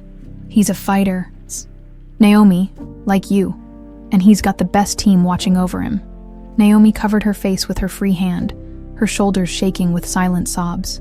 Blake sat beside her, saying nothing. There were no words capable of softening the agony of a mother fearing for her child's life after several long minutes. Naomi lowered her hand. Her eyes were red and swollen, but her voice was steady when she spoke. I want to see him now. Of course, Blake said. He signaled for a nurse. Within minutes, they had Naomi settled in a wheelchair. Blake pushed her through the corridor, each turn bringing them closer to the NICU. When they arrived, the sight of their baby struggling to breathe hit Naomi like a blow. She gasped, pressing a hand to her chest. He's so still, she whispered. The ventilator hissed softly with each mechanical breath. Wires and tubes snaked across the baby's tiny body. His fingers, once so eager to twitch and grasp, now lay limp. Naomi reached through the access port and gently stroked his hand. Hi, baby, she murmured, her voice trembling. Mommy's here. I'm right here. Blake stood behind her, his hands resting lightly on her shoulders. He watched as her fingers moved delicately over the baby's tiny palm. What's his name? He asked softly. Naomi froze. I haven't decided yet, she admitted. Everything's been so chaotic. I wanted to meet him first, to feel the name before I gave it to him. Blake nodded. Well, he's here now, and he's fighting with everything he has. Maybe it's time. Naomi bit her lip. Eyes locked on her son. Daniel, she said at last. My dad always loved that name. Daniel Fletcher. Daniel, Blake echoed. It suits him. Strong. Resilient. Naomi smiled faintly through her tears. Yeah, my little fighter. The door behind them opened and Dr. Morris entered. His expression was carefully neutral. Ms. Fletcher, Mr. Callahan, the doctor greeted. We've done everything we can with the ventilator, but Daniel's oxygen levels remain dangerously low. We need to decide whether to move forward with ECMO. It's risky, but without it, he won't make it. Naomi's body sagged against the wheelchair. Blake knelt beside her, gripping her hand. What are the odds? Blake asked. Dr. Morris hesitated. There's a 50% survival rate for babies this premature with ECMO, but even if he survives, there could be long-term complications. Without it, Naomi asked, voice hollow. The doctor's eyes softened. He won't survive the next 12 hours. Naomi bowed her head. Her breath shallow and uneven, Blake tightened his grip on her hand. It's your call, he whispered. But whatever you decide, I'll be right here. Naomi looked up, her eyes glistening with tears. He's fought so hard, she whispered. We owe it to him to keep fighting. Blake turned to the doctor. Do it, he said. The doctor gave a brisk nod and left the room. The next hour was a blur of medical preparations. Nurses moved with practiced urgency, adjusting equipment, checking vitals, and prepping Daniel for the procedure. Naomi never let go of his tiny hand until the very last moment when the nurses gently ushered them away to the observation window. From behind the glass, Blake and Naomi watched as the doctors worked with calm precision. Tubes were inserted. Machines hummed to life. Daniel's tiny chest rose and fell with mechanical regularity as the ECMO device took over the work of his underdeveloped lungs. Naomi clutched Blake's arm. Is it working? She asked. Blake didn't know. He could only watch the monitors and hope. The machine's running, he said. Now we wait. Hours passed in oppressive silence. Naomi dozed off briefly, her head resting against Blake's shoulder. He didn't move, afraid that any shift might disturb her fragile rest. When she woke. The sky outside had turned dark. Finally, Dr. Morris reappeared, pulling off his surgical cap. Blake and Naomi stood simultaneously. He's stable, the doctor said, offering a small smile. The machine is doing its job. His oxygen levels have improved slightly. The next 24 hours will tell us more. Naomi sagged with relief, tears streaming freely now. Blake caught her as her knees buckled. He's okay for now, Blake murmured into her hair. He's still fighting. Naomi pulled back, wiping her eyes. I want to sit with him. Blake helped her back to the wheelchair and pushed her toward Daniel's bedside. The baby's chest moved rhythmically with the machine's assistance. The monitor showed numbers that, while not perfect, were better than before. Naomi reached into the incubator and touched Daniel's hand. Keep fighting, baby, she whispered. Mommy's here, and so is Daddy Blake. Blake froze at the words. Naomi's eyes widened as if realizing what she'd just said. Her cheeks flushed. I mean, you're here as someone who cares, she stammered. Blake didn't correct her. He simply stood beside her, resting a hand on her shoulder as Daniel's tiny fingers twitched beneath her touch. He wasn't Daniel's father, but in that moment, he realized he'd do anything to protect that little boy. The hospital lights cast a muted glow along the corridor as Blake Callahan sat beside Naomi Fletcher in the neonatal IQ. The soft beeping of monitors surrounded them, each sound marking another moment of fragile life. Through the glass of the incubator, Daniel lay still, his tiny chest rising and falling in sync with the machine that breathed for him. His skin, once translucent and fragile, now had a faintly healthier hue, but the doctors warned that the battle was far from over. Naomi's hand remained on the incubator's surface, her fingertips tracing invisible patterns across the glass. Her eyes were swollen from lack of sleep, her hair pulled into a loose ponytail that sagged to one side. The weight of motherhood and fear sat heavily on her thin shoulders. Blake sat beside her, saying nothing. Words felt insufficient here, in this sacred suspended moment where life clung to thin threads of hope. He had always been a man of action. Solve the problem, find the answer, make the deal. But Daniel's fight wasn't a negotiation. It was survival in its rawest form. He's so small, Naomi whispered, her voice cracking. Blake shifted closer. Yeah, but he's strong, just like his mom. She gave a hollow laugh, her breath fogging the glass for a moment. I don't feel strong. I feel like I'm falling apart every second. Strength isn't about not falling apart, Blake said softly. It's about holding on when everything's breaking. You're doing that every minute you're here. Naomi turned to him, eyes glistening. Do you ever think about how this all started? She asked. How one awful night brought us here? Blake flinched. The memory of that night at the Hudson Manor was never far from his mind. Every day, he admitted. I think about what I said to you, what I did, and how it almost destroyed you. And him. Naomi inhaled sharply and looked back at Daniel. When I was lying on that restaurant floor, I thought I'd lost him, she said. I kept thinking, I let him down before he even had a chance. Blake reached for her hand but stopped halfway, unsure if the gesture was welcome. You didn't let him down, he said. You fought. You're still fighting. Naomi exhaled slowly, her hand moving to rest on the incubator's edge. I thought I hated you, she said without looking at him. After that night, I swore I'd never let you near me or my child. But now, you're here, and you haven't left. Blake shifted in his chair. I don't deserve forgiveness, he said. I know that, but I want to be here for you, for him, if you'll let me. The weight of that offer lingered between them. Naomi didn't respond. She just sat there, her eyes locked on Daniel, her hand steady on the glass. The next few days passed in slow increments. Daniel's oxygen levels improved slightly, then dipped again. Naomi remained at his side, refusing to leave even when the nurses urged her to rest. Blake divided his time between the hospital and his collapsing business empire. The headlines hadn't softened. From boardroom king to cruel tyrant, the fall of Blake Callahan had become a viral sensation. Sarah called twice a day with updates. Protests outside the restaurants were growing. Investors were pulling out. His empire was disintegrating like sand slipping through his fingers. But Blake no longer cared.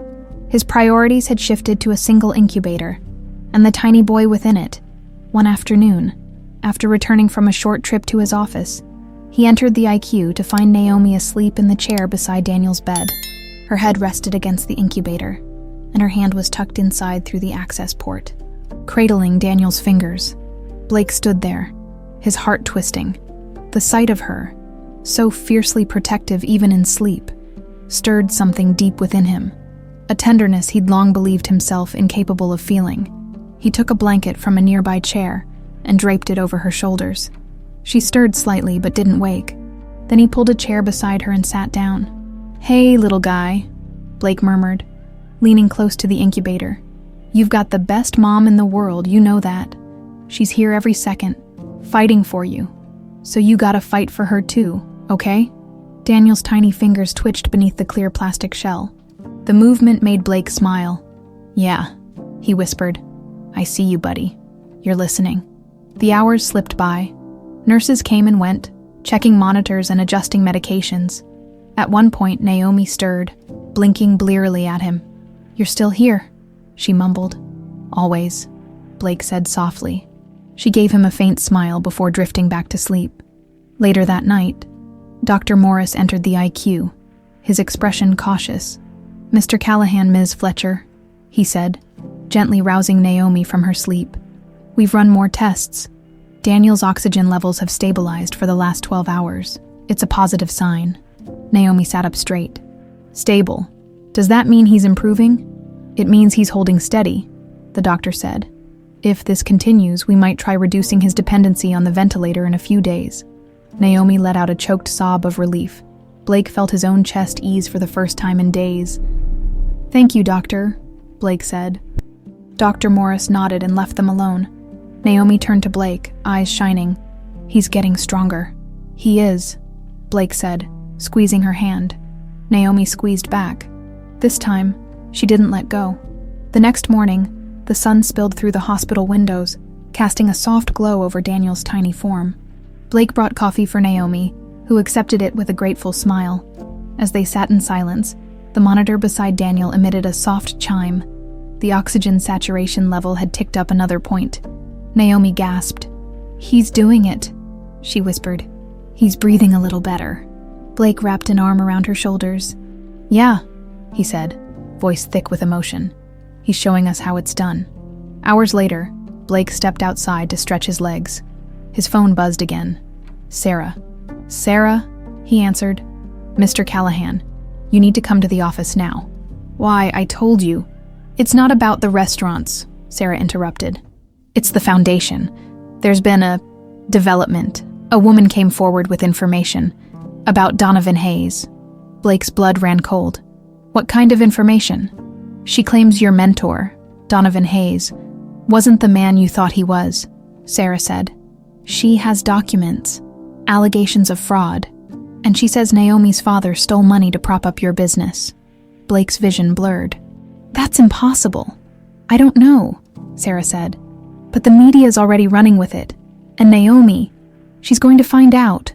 Blake stood frozen, the ground shifting beneath his feet. The foundation, the trust, the fragile bond he'd begun to build with Naomi. It was all about to implode. Blake Callahan stood in the hospital courtyard, his phone still pressed against his ear long after Sarah had hung up. The chill of the evening air gnawed at his skin, but it couldn't compete with the cold dread spreading through his chest. Donovan Hayes, fraud, stolen money. The words spun in his head like shards of broken glass. Donovan had been more than a mentor. He had been a father figure, the man who taught him the principles of business, the value of hard work, the importance of people. Could it have all been a lie? And if it was, what would that mean for the foundation he had named in Donovan's honor? For Naomi, who still clung to the belief that her father had been a man of integrity. Blake ran a hand through his hair, trying to think through the suffocating confusion. His instincts told him to rush to his office, demand answers from Sarah, investigate every allegation until the truth was laid bare. But his heart pulled him in a different direction. Naomi, she would find out soon enough. And if she heard it from anyone but him, the fragile trust they'd built would crumble completely. He forced his feet to move, walking back into the hospital and taking the elevator to the maternity floor. As the doors opened, his stomach knotted tighter. He wasn't sure how to tell her. How could he destroy the legacy of the man she believed had been her father's friend? The door to Naomi's room was partially open when he arrived. He knocked lightly and stepped inside. She sat in bed with her phone in hand, scrolling through something. Her expression was tight, her lips pressed into a thin line. "Hey," he said softly. She didn't look up. "Did you know?" Her voice was low, strained. Blake's heart dropped. "Naomi." She turned the phone toward him. The screen displayed a news article with a bold headline. "The truth behind the Callahan empire, Donovan Hayes and the missing millions." Below the headline was a photograph of Donovan shaking hands with Blake in front of the first Callahan restaurant. The caption read, "Hayes allegedly diverted funds from employee pensions to finance Callahan's rise to success." Blake sat heavily in the chair beside her bed. "I just found out," he said. Naomi's eyes filled with tears. "Is it true?" "I don't know," he admitted. "Sarah called me an hour ago. Someone came forward with documents, but I swear to you, Naomi, I had no idea." She shook her head, disbelief etched into every line of her face. "My father wouldn't do something like that. He was honest. He taught me to be honest." "I thought the same," Blake said, voice cracking. "He was the man who pulled me out of the gutter, who told me integrity mattered more than profit. I can't believe it either." Naomi's breath caught. "And if it's true, if he stole from those people, from the pension fund," Blake hesitated, "then we'll face it together. The foundation stands for something bigger than Donovan or me. It's about helping people like you. Like Daniel, we'll make it right, no matter what." Naomi turned her face away, staring out the window. "I trusted you," she whispered, "and now it feels like my whole life was built on a lie." Blake leaned forward, resting his elbows on his knees. "I know how it feels. Donovan saved me when I had nothing. I built this empire thinking it was his legacy. If that legacy was tainted, then I'll tear it down piece by piece if I have to." Naomi said nothing. The tension in the room was suffocating. A knock at the door interrupted the silence. A nurse peeked inside. "Ms. Fletcher, Daniel's oxygen levels have stabilized again. We thought you'd like to know." Naomi gave a shaky nod. The nurse smiled reassuringly and left. "Good," Naomi said absently, her hand gripping the blanket. "He's holding on." Blake exhaled in relief. Yeah, he's tough. Naomi wiped at her cheeks. I need some time to process all of this, Blake. I can't deal with you and Daniel and this scandal all at once. I understand, Blake said softly. But I promise you I'm not running from this. I'll get to the truth. Naomi didn't respond. She just stared at the window, lost in her thoughts. Blake left the room feeling hollow. The next morning, he walked into his corporate office for the first time in weeks. The lobby was quieter than usual. Staff members avoided eye contact. The receptionist gave him a nervous smile as he passed by. Sarah was waiting for him in the conference room, a stack of papers spread across the table. I pulled everything I could find, she said, gesturing to the documents. Bank statements, audit reports, pension fund records.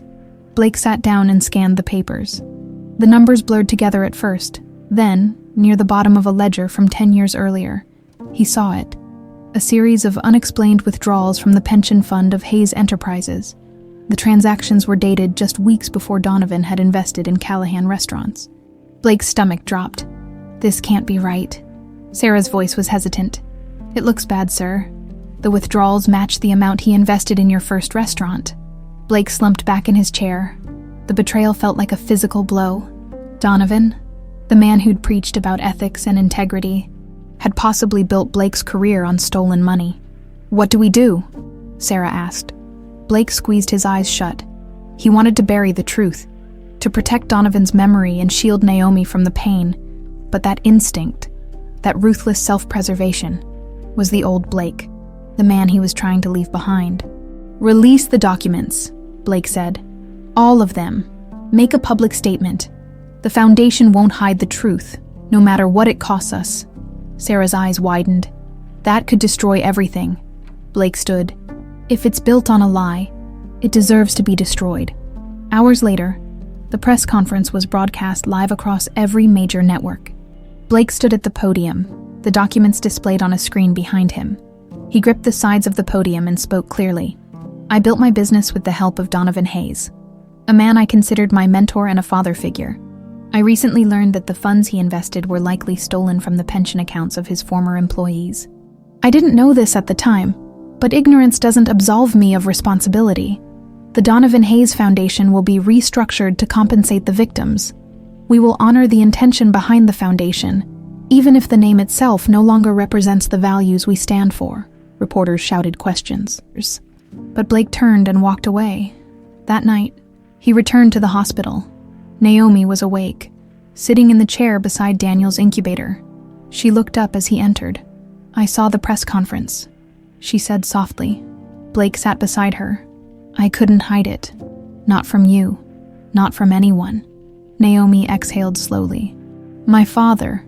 He really did it, didn't he? Blake took her hand. The records say he did. But I know the man who raised you, Naomi. The man who raised you to be strong and kind. That part was real. No scandal can take that away. Tears filled her eyes. Daniel deserves a better legacy than this. Then let's build one, Blake said. Together? Naomi hesitated, then squeezed his hand. And through the glass, Daniel's tiny hand twitched as if echoing their silent resolve. The soft hum of hospital monitors filled the quiet space as Blake Callahan stood beside Daniel's incubator. His fingertips brushed the cool glass, eyes fixed on the tiny chest rising and falling beneath the tangle of wires and tubes. The ECMO machine continued its steady work, oxygenating the baby's fragile lungs while his body fought to grow stronger. Behind him, Naomi sat in the chair, her posture slouched with exhaustion. The past days had taken a toll on both of them. The revelation about her father had hit like a wrecking ball, shattering what little stability she'd managed to hold on to since Daniel's premature birth. The scandal had spread like wildfire, with news outlets running headline after headline about Donovan Hayes' alleged fraud. The foundation's credibility had been decimated overnight, and through it all, Daniel remained here, suspended between life and uncertainty. Blake turned to face her. You should rest, he said softly. Naomi shook her head. I can't sleep. Every time I close my eyes, I see the headlines. I see Daniel struggling to breathe. It's like I'm stuck in a nightmare that won't end. Blake lowered himself into the chair beside her. I know the feeling, he said. The company's hemorrhaging money. Investors are jumping ship. the board's demanding I step down." He gave a humorless laugh. "Turns out the world doesn't like businessmen who build empires on stolen money." Naomi's eyes softened. "You didn't know?" "No," Blake said, "but it was still my company, my success, and it came from something rotten. That's on me." Naomi squeezed his hand, surprising him. "You didn't choose this, but you're choosing what to do now. I saw your press conference. You didn't hide or lie. You stood there and told the truth, even when it destroyed everything you built." Blake's throat tightened. "I owed that to you, to Daniel, to everyone we were supposed to help." Naomi gave a weary nod and turned back toward the incubator. Daniel's tiny fingers twitched, and she smiled faintly. "He's stronger than we think," she whispered. "Just like my dad always said I was." Blake hesitated. "I meant what I said in that press conference. The foundation's name is gone, but the mission stays. I want you to help me rebuild it." Naomi's gaze shifted to him, surprise flickering across her face. "Me? You know what it's like to work hard, to struggle, to face people who think you're invisible," Blake said. "You'll fight for those women the way no one else will." "I can't do this without you." Naomi opened her mouth to respond, but a sudden, shrill alarm from the monitor cut her off. The heart monitor beside Daniel spiked, the rhythm erratic.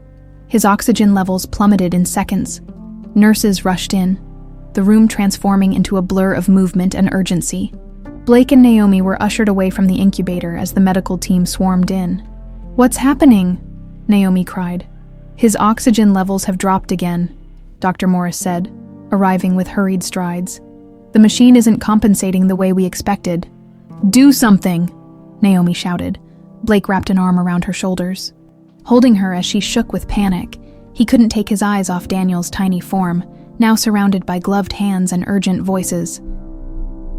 "Switch to manual ventilation," a nurse called. Another alarm sounded, more insistent. Blake felt Naomi's knees buckle beneath her. He held her tighter, anchoring her in place even as his own heart fractured. Every instinct screamed for him to act, to fix it, solve it, but there was nothing he could do. "Doctor," Morris barked commands to the team, his forehead beaded with sweat. The minutes dragged like hours. Finally, the alarm stopped. The chaotic energy in the room dissipated into tense silence. Dr. Morris turned to face them. "He's stable again," he said, voice tight. "But his body is fighting the machine. If it happens again, we might not get him back."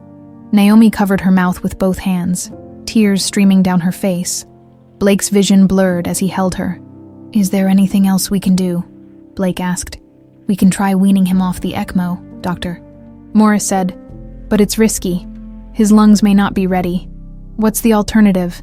Naomi asked, voice trembling. "Prolonging his time on the machine could cause permanent damage to his heart and brain," the doctor said. "We need to decide soon." Naomi sagged against Blake, her strength drained. Blake knelt beside her chair. "Naomi," he said gently, "we need to make a decision." Her eyes met his, wide with helplessness. "What if we make the wrong one?" He held her hand tightly. "We make the best decision we can for Daniel, together." She drew in a shaky breath and looked toward the incubator. "He's fought so hard, maybe. Maybe it's time to let him try on his own." Blake nodded. "Then that's what we'll do." The next few hours were a blur of preparations. Machines were recalibrated, medications adjusted, and additional respiratory specialists consulted. The tension in the room thickened as they approached the moment of truth.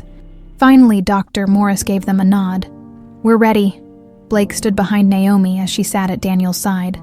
The doctor inserted a syringe into the ECMO machine and slowly began the process of weaning Daniel from the mechanical support.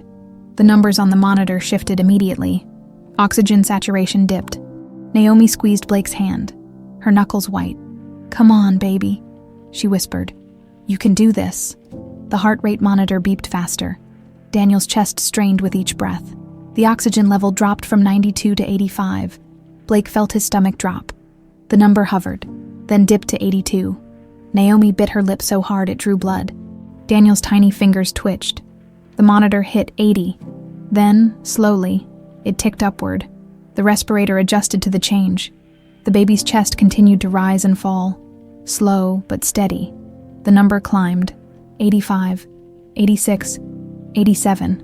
The nurses exchanged cautious glances. Blake held his breath. 88, 89, 90, doctor. Morris exhaled audibly.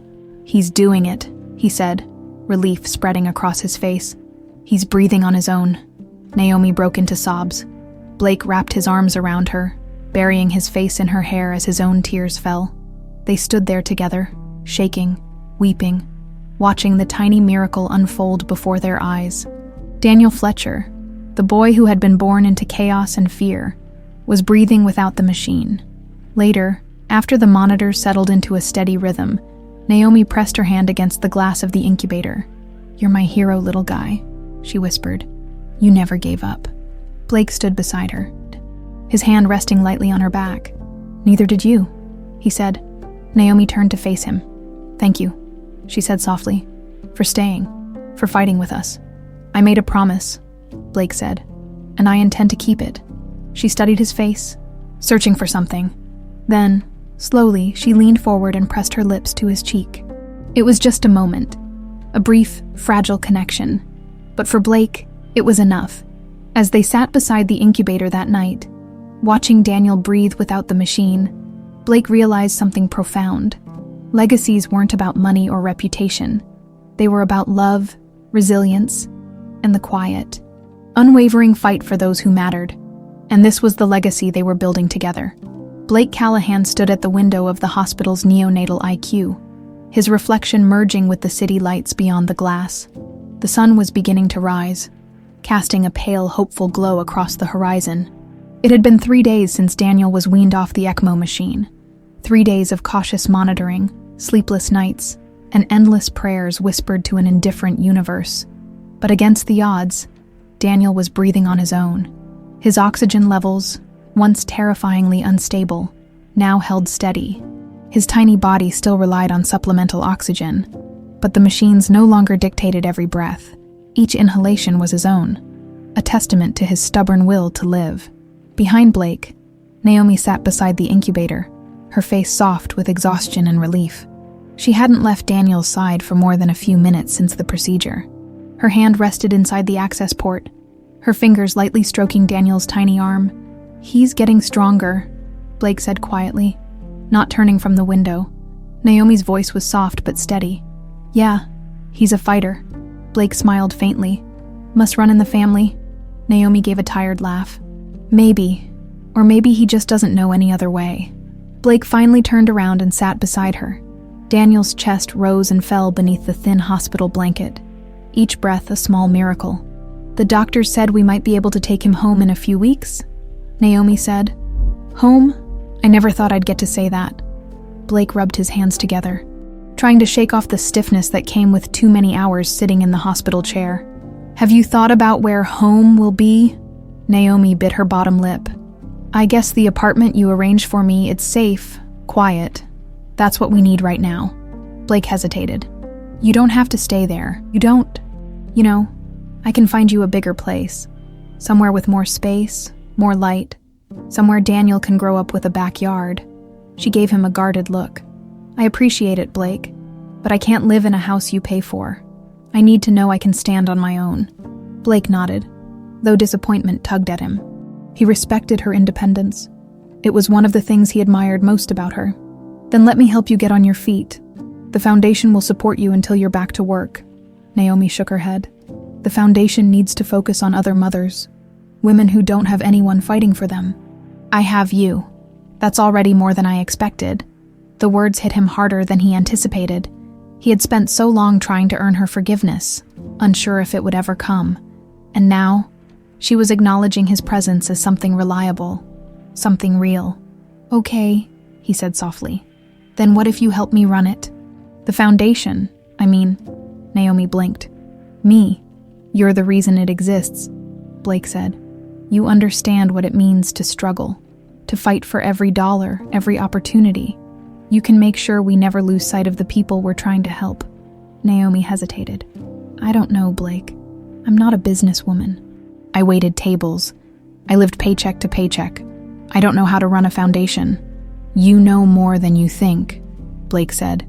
"You're smart, resourceful, and you care. That's what matters. I'll teach you the rest." Naomi's fingers brushed Daniel's arm. The baby's hand twitched in response, his tiny fingers curling around her thumb. Her eyes filled with tears. "My father spent his life trying to give me a future," she said softly. "And now I find out he might have stolen from others to do it. I don't want Daniel to carry that shame. I want him to know that our family stands for something good." "Then let's build that," Blake said. "Together. A foundation that helps mothers, children, families. We'll make sure every dollar is accounted for, every action transparent. No secrets, no lies." Naomi met his gaze, searching for any trace of manipulation or self-interest. When she found none, she exhaled slowly. "Okay," she said at last. "Let's do it." Blake smiled, relief washing over him. "We'll start with a new name, something that reflects what we're really about." Naomi considered for a moment. "Hope Haven Foundation."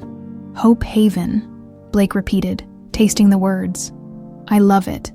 The door opened, and Dr. Morris entered. "Good morning," he greeted, checking Daniel's monitor. "Our little fighter is doing great. If this keeps up, we might start discussing discharge plans soon." Naomi covered her mouth, overcome with emotion. Blake squeezed her hand. After the doctor left, they sat in silence for a while, absorbing the enormity of what lay ahead. Daniel's survival had been uncertain from the moment he entered the world. Now, the possibility of taking him home, of giving him a life beyond these sterile walls, felt within reach. Blake stood and stretched. "I should go," he said. "I have a meeting with the Foundation's legal team to finalize the name change." Naomi nodded. But as he turned to leave, she called after him. "Blake." He stopped at the door. "Thank you," she said, "for everything." He gave a small smile. "I haven't done everything yet, but I will." 2 weeks later, Daniel was discharged. Naomi dressed him in a tiny blue onesie that Blake had brought from a local boutique. A soft, sky-colored outfit embroidered with the words "Little Fighter" across the chest. As they left the hospital, Naomi cradled Daniel in her arms. Blake walked beside her, carrying the diaper bag and car seat. The sunlight was warm on their faces, and the noise of the city beyond the hospital walls seemed to welcome them into a new chapter. Blake opened the car door and helped secure Daniel in the car seat. The baby stirred but didn't wake. Naomi slid into the passenger seat. Blake hesitated before closing the door. "What's wrong?" Naomi asked. "Nothing," he said. "Just this moment. It's big." Naomi smiled. "Yeah, it is." Blake closed the door, got into the driver's seat, and started the car. As they drove toward Naomi's apartment, he glanced in the rearview mirror. Daniel's tiny face was partially obscured by the car seat straps, but his chest rose and fell steadily. Naomi reached for Blake's hand. He took it without hesitation as they crossed the city. Passing the first restaurant Blake had ever opened, the same thought echoed in both their minds. This was the start of something new, a life not built on shame or regret, but on hope, love, and resilience.